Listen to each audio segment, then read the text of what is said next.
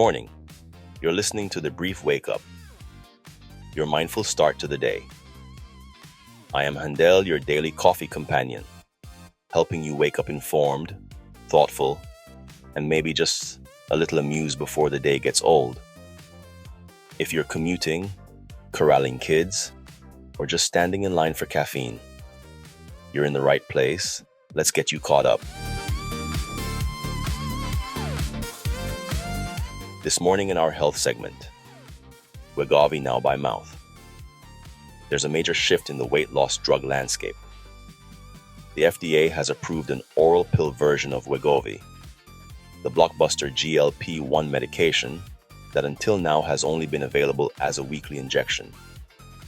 So let's slow this down, because this approval matters more than it sounds, as it changes a lot of aspects of this drug, which will influence its broader use. First is access. A large number of patients who qualify for GLP-1 therapy never start it, not because they don't want help, but because they don't want injections. Fear of needles, refrigeration requirements, specialty pharmacies, all of that creates friction. A pill lowers that barrier dramatically. The next is that the drug is more scalable. Injectable GLP-1 drugs are biological agents. This makes them complex to manufacture, expensive to distribute, and prone to shortages. Pills are simpler, easier to produce, easier to ship, easier to prescribe. That means broader availability and potentially downward pressure on cost over time. Third is normalization. This is subtle but important. A pill reframes obesity treatment from something that feels extreme or medicalized into something routine, like treating blood pressure or cholesterol. That shift alone could change how millions of people think about metabolic health. Mechanistically, the drug works the same way. It mimics GLP-1, a hormone that reduces appetite, slows gastric emptying, and improves insulin signaling. The difference is delivery. Oral GLP-1s must be taken daily, on an empty stomach, and absorbed carefully, which means adherence matters more. The medication is made by Novo Nordisk, the dominant player in the GLP-1 market. Analysts expect this approval to intensify competition, increase insurer pressure, and accelerate employer coverage discussions. Now, an important medical note. This is not a cosmetic drug. GLP-1s are powerful metabolic agents with real side effects: nausea, vomiting, reflux, gallbladder issues, and they are not appropriate for everyone. Patients with certain endocrine cancers, severe gastrointestinal disease, or disordered eating histories may not be candidates, and lifestyle still matters.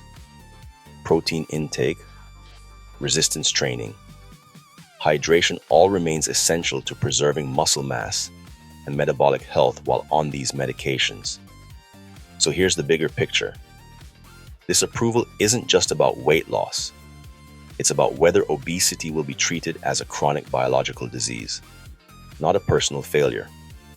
And when treatment becomes easier, scalable, and routine, the entire public health conversation shifts with it. The news is next. In the news this morning, why Greenland matters. Diplomatic tensions are rising in the Arctic, and again, it's about Greenland. President Trump has stated again America must have Greenland, renewing a push he first raised recently after sending a U.S. envoy to the region. So why Greenland? Let's unpack why this island is so significant. First is location. Greenland sits between North America and Europe, directly along the shortest flight and missile paths between the US, Russia, and China. From a military standpoint, it's a natural early warning and defense hub. The US already operates a major radar base there for that exact reason. Secondly, the Arctic is opening up. As ice melts, new shipping lanes are emerging that could cut weeks off global trade routes. Whoever controls access points in the Arctic gains influence over future commerce and military movement. And lastly, our resources. Greenland holds large deposits of rare earth minerals, critical for batteries, semiconductors, electric vehicles, and weapon systems. Right now, China dominates that supply chain. The US wants alternatives. But Greenland, although sparsely, has its own sovereign. It is an autonomous region within the Kingdom of Denmark, and both Danish and Greenlandic leaders have flatly rejected the idea of US control, stating clearly that Greenland is not for sale and that its future belongs to its people. Denmark has already pushed back diplomatically, warning that rhetoric like this risks straining alliances. Here's the bigger picture.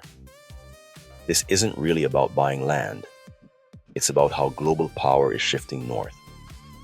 For decades, geography felt secondary to technology and globalization. Now, borders, choke points, and physical territory are back at the center of strategy. Greenland matters because it sits at the intersection of defense, trade, and resources. And in the next era of geopolitics, those intersections are everything. Tech and culture is next. In tech and culture, why 6-7 took over the playground. Let's talk about something small that reveals something big. If you have kids or work around them, you've probably heard it. 6-7. Repeated, faster, louder, and again and again. So what is 6-7? And why is it everywhere? The interesting thing is, it didn't come from a toy company, a classroom, or even a game designer. It came from short-form video culture. Platforms like TikTok and YouTube Shorts are built on micro loops, quick rhythms, simple patterns, and just enough unpredictability to keep your brain engaged. 6-7 is essentially that system, exported into real life. There are no formal rules, no setup, no winner that stays a winner. And that's exactly why it spreads. Neurologically, it taps into something powerful. Prediction. Your brain is constantly trying to guess what comes next. The timing, the rhythm, the moment someone messes up. When the prediction is right, you get a hit of satisfaction. When it's wrong, your brain wants to immediately try again. That loop, expectation, surprise, and retry, is dopamine's favorite structure. Add rhythm, and now you've activated the same systems involved in music and movement. Add peers watching, and you layer in social reward, laughter, and good standing amongst friends. I made a 6-7 when you didn't think of it. It's low-stakes competition with high engagement. And here's the key insight. 6-7 works because it has no endpoint. It doesn't conclude, it doesn't resolve, it just loops.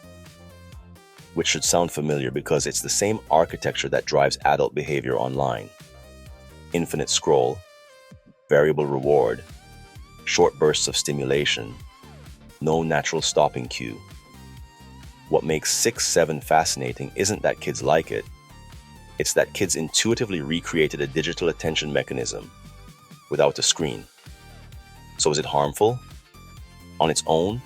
No. It builds timing, coordination, and social bonding.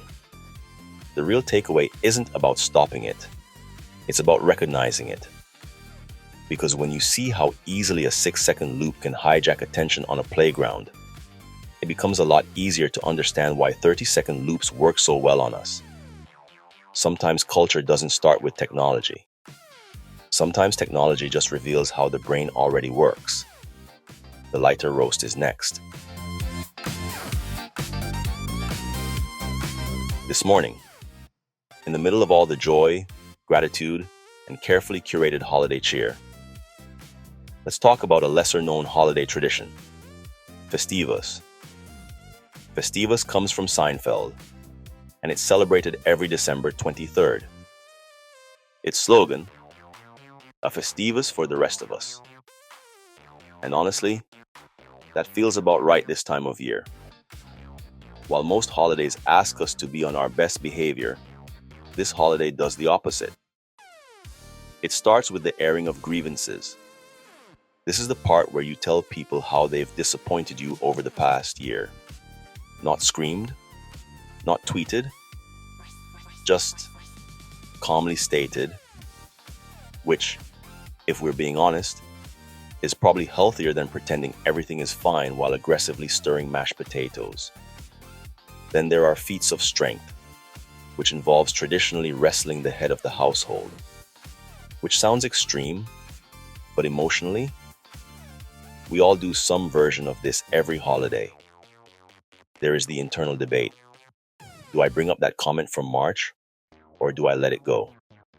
Do I need one more glass of wine before answering that question? And then there's the Festivus pole. No decorations, no sparkle, just a plain aluminum pole. Because Festivus rejects one of the most exhausting parts of the holidays, the pressure to perform happiness. This holiday doesn't ask you to be joyful. It asks you to be honest. And maybe that's why it's endured. Because beneath the lights and music, a lot of people carry stress this time of year. Family tension, financial pressure, grief, loneliness, or just plain burnout. Festivus says, you're allowed to name that. You're allowed to laugh at it. And tomorrow, you can still show up for the people you love. So today, if your holiday spirit feels a little dented, congratulations, you're celebrating Festivus correctly. Our commemoration is next. Today, December 23rd, is a reminder that history is often shaped not just by dramatic moments, but by quiet shifts in perspective and structure. On this day in 1914, the first electric traffic light was installed in Cleveland, Ohio. It wasn't revolutionary in appearance, but it transformed modern life, replacing chaos with coordination and allowing millions of people to move through shared space without colliding. December the 23rd also marks the birthday of Samuel Johnson, whose dictionary helped standardize the English language. By giving words shared meaning, he shaped how societies communicate, debate, and preserve ideas, long before technology automated language for us. And on December 23, 1968, Apollo 8 entered lunar orbit, giving humanity its first view of Earth from another world, with that ever-famous picture. That moment showed no borders, no divisions, just one fragile planet suspended in darkness. It didn't change policy overnight, but it permanently changed perspective. So there we have it. Signals, language, and distance. 3 reminders on the same day that progress often begins when we learn how to see and organize ourselves differently. Today's show looked at how small shifts reshape big systems, from a pill that may change how we treat obesity to a frozen island revealing where global power is heading next. We explored how attention loops form in children's games, how honesty sneaks back into the holidays through humor, and how signals, language, and perspective quietly organize human life. Sometimes progress doesn't announce itself loudly. It changes how we move, how we speak, and how we see the world from just a little farther away. This is Handel with the brief wake up. Be kind, calm, and always curious. Till next time.